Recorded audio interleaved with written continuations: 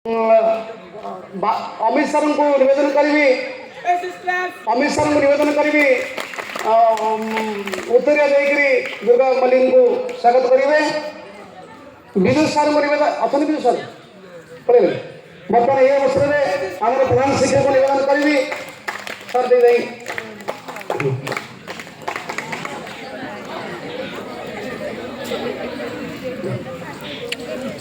आमर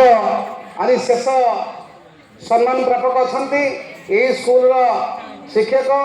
सहकारी शिक्षक भाव में करुआ हाईस्कल अवसर ग्रहण कर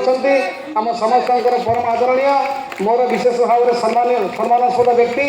रमाकांत त्रिपाठी सर अच्छा आमर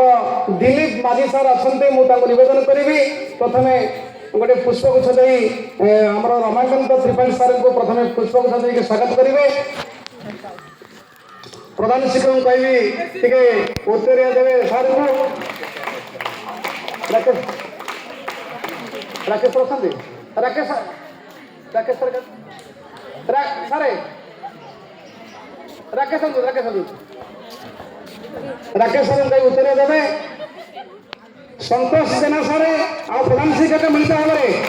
टे सब संबर्धना देवे समझे